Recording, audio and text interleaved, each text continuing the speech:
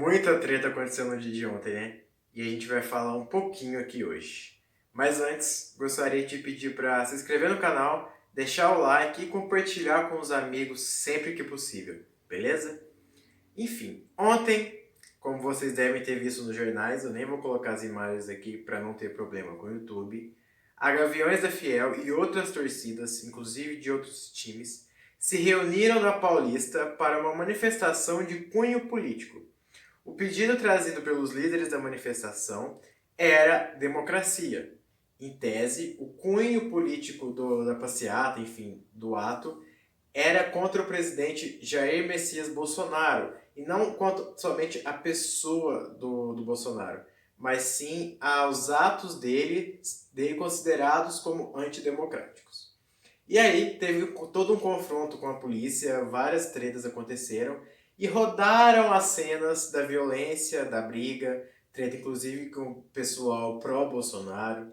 Enfim, o que eu teria a dizer sobre isso? Primeiro, que a gente tem que pontuar uma coisa muito importante, que é a Gaviões da Fiel, ela não é o Corinthians. Torcida organizada é independente e livre do clube. Então, o que aconteceu ontem, até porque tinha torcedores de outros clubes, não tem nada a ver com o Corinthians, certo? A outro ponto é que hoje em dia as coisas estão muito chatas. Muito chato. Eu sei que várias pessoas já falaram isso, mas eu digo no sentido de que você apoiar uma pessoa, você é uma coisa, você apoiar outra pessoa, você é outra coisa. O principal que eu quero dizer aqui é que, como eu postei no Instagram, de fato, a democracia, ela cria um paradoxo.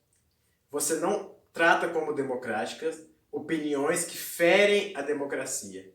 Então, se a minha opinião é de que tem que fechar tudo e ter um ditador, essa opinião, ela fere o princípio democrático. Então, é natural que se lute contra essa opinião para poder lutar a favor da democracia. A eleição do presidente atual, ela foi completamente democrática. Você pode dizer se concorda ou não, mas ela foi totalmente democrática. Só que, a partir do momento que você tem um perigo a essa democracia, vale qualquer tipo de manifestação.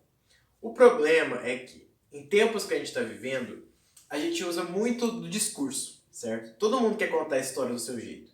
E quando você pega as imagens de ontem, você pode contar uma história negativa. Por quê? Ninguém gosta de ver imagens de briga, de violência, de agressões na TV. Ninguém vai entender isso.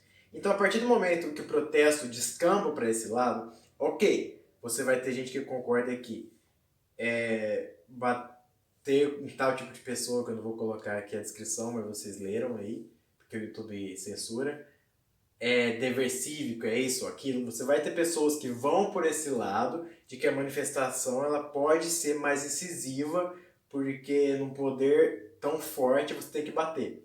Tem essa visão dentro dos movimentos. Só que, ao mesmo tempo, eu entendo as pessoas que olham para isso com estranheza.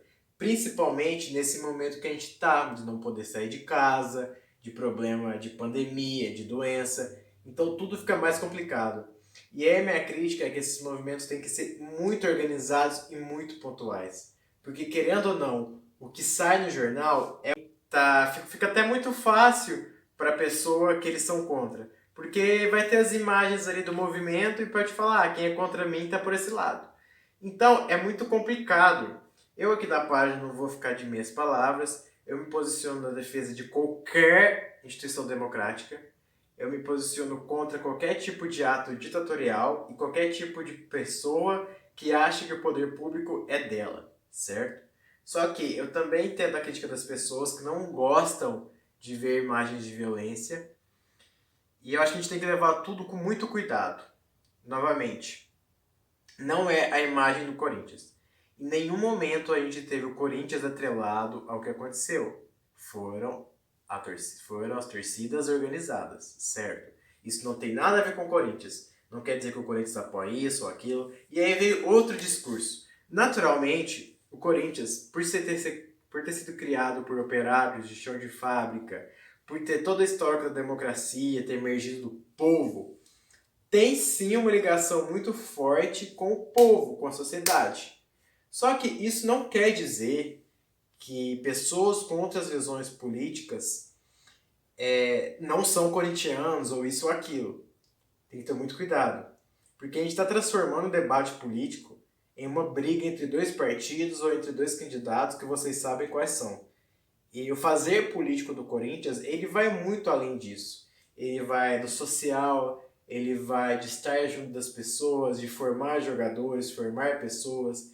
Então, a política do Corinthians é muito mais do que treta entre dois partidos ou entre duas figuras, seja o que você achar. Então é isso. Você apoiar um candidato não te faz menos corintiano. Não te faz não pertencer àquele clube, não te faz amar aquele clube. A gente tem que ter isso muito, muito em mente. Mas no lado social, o que eu digo é, não sou especialista em política, não quero entrar nessa questão política, mas eu sempre digo fique muito atento a tudo que você consome, a tudo que você lê, e não deixe que as pessoas que te governam controlem sua mente, certo?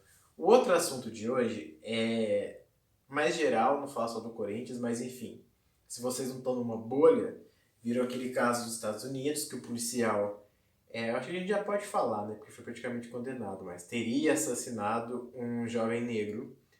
E isso trouxe uma série de movimentos nos Estados Unidos, já acho que 5 ou 6 dias, né, de protestos contínuos. E aí, como sempre acontece, lastra muito dessas ideias para as redes sociais, principalmente porque agora a gente não pode sair, e sempre acaba caindo no futebol. E, bom, a internet cobra muito que jogadores, cobrou-se do Neymar, que eles se posicionem sobre isso. Eu acho que o Neymar ou qualquer outro jogador do Corinthians, ou qualquer outro time, tem a obrigação de se posicionar? Não. Ninguém tem obrigação de nada. Mas é muito bom quando eles se posicionam. Por quê? Quando uma pessoa com tanto alcance traz um assunto tão delicado como esse, você traz o debate para a mente de crianças, jovens, adultos e todo mundo que segue aquele cara. Você traz para ele, traz à luz do debate um pouquinho disso tudo.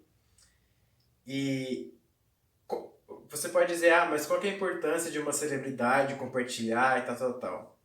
Quando a gente está falando, claro, eu vou trazer isso todo um viés de branco, então aberto a toda qualquer crítica que tiver nos comentários, mas quando a gente fala de um crime tão complicado e tão enraizado na sociedade quanto o racismo, a gente pega essa questão do George Floyd, que morreu nos Estados Unidos, ela é muito extrema. Então a gente pode pensar, nossa, o que eu tenho a ver com isso? Eu nunca faria isso. Certo, talvez você nunca faria mesmo, que bom. Mas como ele é um crime estrutural, ele sobrevive das pequenas coisas. Então talvez aquele momento que um amigo seu fez um comentário, ou que você viu uma coisa racista e não levou à frente porque você não mataria, você não faria tal coisa, mas pode ser que em algum momento você compactuou com aquilo. E como é um problema muito social, ele vai se alimentando dessas pequenas coisas que acontecem no dia a dia até virar uma coisa grande. Então, quando uma celebridade se posiciona, quando uma celebridade fala, pode acender a luzinha na sua cabeça, ou na cabeça de qualquer um, dos momentos que passou uma coisa racista, no momento que você olhou para tal pessoa na rua e desviou da rua. São coisas que talvez na sua vida, que nunca conviveu com isso, não pareçam tão extremistas, não são tão extremistas quanto o que aconteceu nos Estados Unidos. Mas de uma maneira ou outra elas contribuem para que chegue nesse ponto. Então, uma celebridade como jogador de futebol, novamente, ela não tem obrigação de postar. Mas quando o Corinthians se posiciona, quando o Corinthians traz, ou quando qualquer jogador traz, você traz à luz para as pessoas esse tipo de discussão. E, novamente, como eu falei, isso pode acender ali a lâmpadazinha na sua cabeça de falar, poxa, talvez eu pensei, talvez eu deveria ter feito isso mesmo, né? Talvez eu pudesse remexer aqui, ou mudar ali. Então você começa a pensar coisas que talvez você nunca pensou. Então essa que é a importância. E eu também não acho que tem que ser igual aquele twitteiro que fica lá atrás do computador. Não vai se posicionar? Não vai falar? Não, as pessoas têm que se posicionar de fato. Porque quando a pessoa se posiciona da boca para fora, isso é muito fluido. logo, logo ela vai escorregar, ela vai fazer isso, porque foi só um post em rede social. Não foi uma mudança, não foi uma ideia. Então, antes de tudo, eu penso que a gente forme clubes, a gente forme atletas com base teórica, o conhecimento, que passem melhor em escolas, em faculdades, para poder saber o que falar e como falar. Eu não quero só que o Neymar chegue e tweete uma coisa. Eu quero um jogador, um ídolo, não que o Neymar seja meu ídolo, mas um jogador que saiba o que ele está falando, que traga mensagens como essa que eu falei, para acender uma luzinha, para poder trazer na sua cabeça que talvez um monte de coisa que você pensa no seu dia a dia pode ser mudado. Enfim, são assuntos que saem um pouco da bolinha do Corinthians, mas que são imprescindíveis de serem tratados aqui. Porque a gente tem esse canal aí para comunicar com os corintianos e a gente sempre tem que trazer as novidades. Vídeo longo, só de fala, com essa sombra aqui atrás, mas eu queria soltar logo. Gostaria de pedir, gostou, concorda, discorda, fica livre aqui nos comentários para falar. Compartilhe o conteúdo, inscreva-se no canal novamente para a gente trazer esse tipo de conteúdo para cá. Beleza? Um grande abraço, até a próxima e vai Corinthians!